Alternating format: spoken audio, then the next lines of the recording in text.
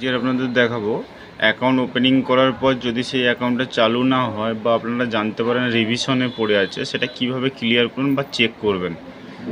আইডিটা ওপেন করবেন, এইভাবে ফেস আসবে, এইগুলোকে সাইডে সাইডে এইভাবে সরাবেন।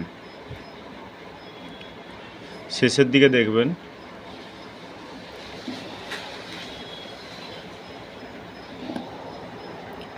ব্রাঞ্চ সার্ভিস বলে একটা অপশান আসবে, ব্রাঞ্চ সার্ভিস রিকোয়েস্টে ক্লিক করবেন। এতগুলো অপশান দেখাবে আপনাকে, কাসা স্ট্যাটাস, রিসাবমিশন ট্র্যাক, সার্ভিসের স্ট্যাটাস।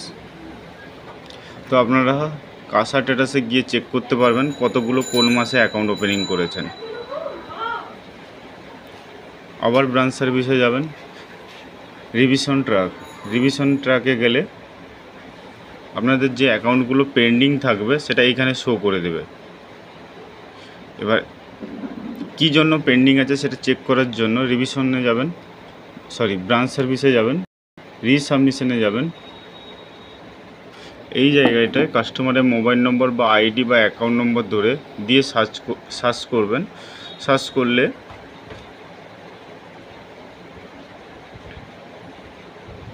কাস্টমারের ডিটেলস দেখিয়ে দেবে। এবার আপনারা পুনরায় সেটাকে রিসাবমিট করতে পারবেন। Thank you.